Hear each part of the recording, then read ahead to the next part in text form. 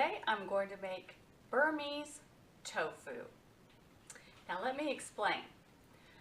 Although I have nothing against regular soy-based tofu, I really don't like it. I don't like the texture. I don't like the flavor. Well, let's face it, there is no flavor. You have to add flavor to it. And although some people think that regular tofu, soy-based, isn't healthy, it actually is. And there's nothing wrong with it other than it's high in fat. So I'm going to teach you to make something that's fat-free and that actually has a flavor, a good texture, and I think you'll like it a lot better. I know I do. So let's get started. What you're going to need for this, it's a really complicated recipe, is some chickpea flour and water. That's it. And you're going to add whatever spices you like. So if you want it to be Italian, you can add Italian seasonings. If you want it to be Mexican, you can add Mexican seasonings.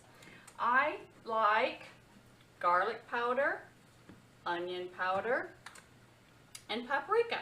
And that's how I make mine.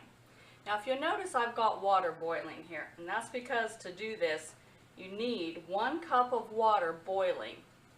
So I'm going to leave that boiling and we're just going to ignore it for now. But you're going to put a pot on the stove with 1 cup of water and let it boil. Then you're going to need a bowl. Okay, just a regular bowl. And you're going to put 1 cup of chickpea flour in that bowl. Let me come over here so that you can actually kind of see what I'm doing. And then 1 cup of water. And that water is going to go in that bowl. Now before I add the water, I'm going to add my spices.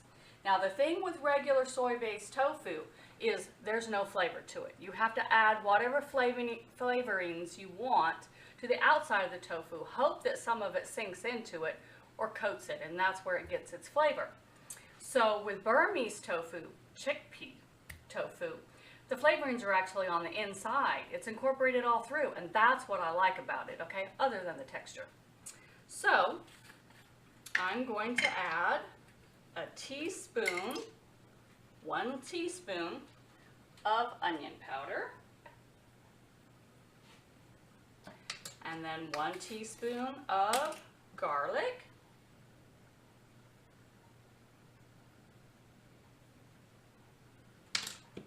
and then 1 teaspoon of paprika. And like I said, add whatever spices you like.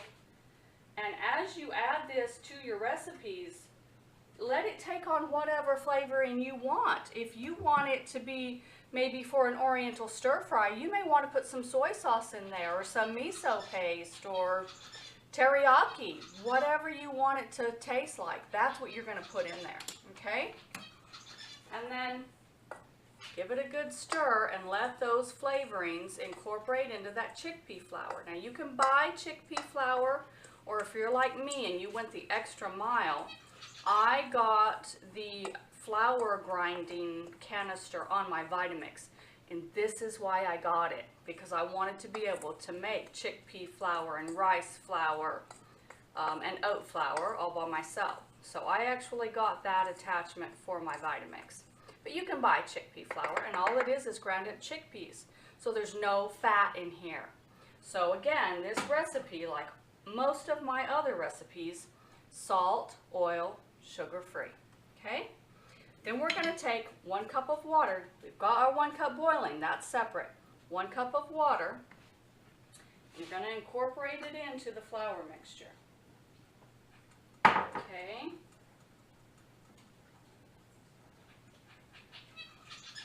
Give that a good stir. And I'm actually going to get my little whisk back here.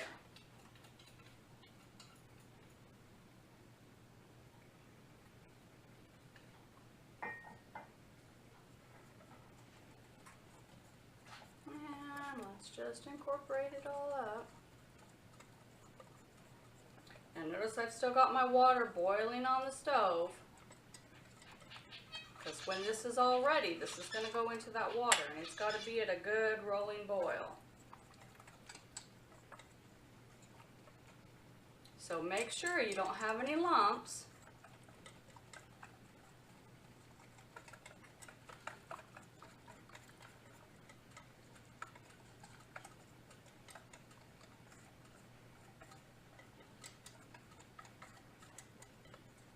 Now, if you have any questions about regular soy-based tofu, check out nutritionfacts.org with Dr. Greger. He does a complete workup on tofu. And if you follow the Starch Solution or Forks Over Knives or Engine 2, you know that tofu is perfectly acceptable. When they say that soy is bad for you, what they're referring to is all those soy-based processed foods, all those veggie burgers and fake meatballs and things like that that you buy in the freezer section of your grocery store. That's the soy-based products you want to avoid. But actual tofu, people have been eating it for thousands of years, and there's nothing wrong with it. I just don't like it. So that's why I use this Burmese tofu. Okay, that's good, incorporated, no lumps. I'm then going to add that right in here to that boiling water.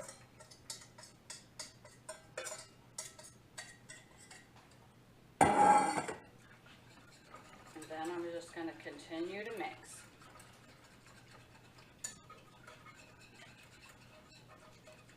Now while this is mixing and heating up and cooking through, you want to have a container ready to use as a mold for this to set up. And this is what I'm going to use, just a little plastic tub. Now I don't reheat in any plastic, but I will store food in plastic. And this has a lid, and that's why I chose this. Now you can use a glass pan, you can use a pie tin, or if you have those silicone baking pans that will just pop right out, you can use that as well. Now hopefully you can see this. It's getting nice and thick. Now this flour is one that I ground up myself. Proper English, Miss Turner. And it may not be as fine as a chickpea flour that I would have purchased in a store. And for that reason, my tofu will be a little bit grainy, whereas if I had kept processing the flour, it would have been really nice and fine. Now, you will see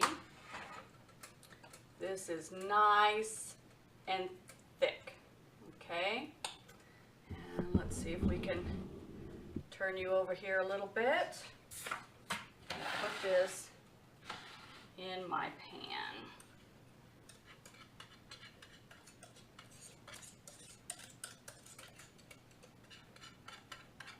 And I do hope you like my recipes and my tips. And if you do, please do subscribe to my channel. And more than that, share it with your friends, because we are all looking for healthier recipes. And if you want to be notified of when a new video comes out, not only subscribe, but tick that little bell that's there in the corner, and it'll tell you whenever a new video comes out. And then you get a little alert, and you can watch it at your convenience. And see, I'm just smearing that out because this is going to set up in the fridge, and it's going to take the shape of this dish that I put it in. So if you put it in a round dish, you'll have curved tofu on the edges. And then what do I do with this? Anything that I would use regular tofu for, you can cut it in big pieces and put it in your air fryer or your oven. You can put a coating on it and fry it up or bake it. You can put it in a stir fry. If you wanted to, you could slice it up and put it in a sandwich if you're so inclined. or even chunks in a taco or a burrito. So any way that you would use a regular tofu, you can use this. And look at how nice and thick that is, okay? Really thick. And I'm gonna refrigerate this. Right now it's really hot because it was in that boiling water. But I've got my lid. I'm gonna put it in the refrigerator and I'm gonna leave it set up for a couple hours. And then I'll pull it out and I'll slice it up and show you what it looks like and show you the consistency. And that's what's most important, okay? Now, I pulled it out of the fridge. Actually, for the purposes of the video today, I put it in the freezer, so it would take half the amount of time. But if you're gonna do that, don't forget about it because you don't wanna freeze it. So if you're planning on using it in an hour or two, just stick it in the fridge. I wanted to be quick, so I stuck it in the freezer for half an hour. And here we are, completely solid. And I'll slice some for you and see how it comes out. And there you are. Solid. The texture, a little bit spongy. But your spices and your flavorings are all the way through. Kind of resembles a faux chicken almost, doesn't it? Really good. So, what I like to do with it, stick it in my air fryer. So I'm just going to cut a few pieces, put it in the air fryer, and then we'll come back in a few minutes and I'll show you how that turns out. Right out of the air fryer. Don't those look nice? Now you can put them in the oven or in a pan and dry fry them and then add vegetables to them for a stir fry or just however you want to use it. Be a good sandwich as well. So what did you learn from this? Not only can you make a fat-free, high-protein form of tofu, but remember how just putting water and chickpea flour firmed up.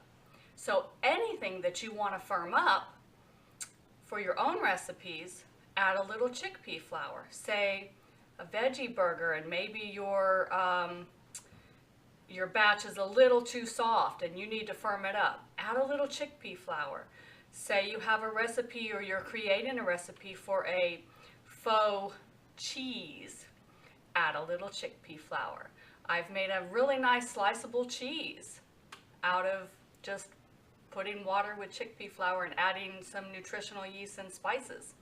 And we'll do that one of these days too. So if you like my videos, be sure and subscribe, like, share with your friends. Have a good day.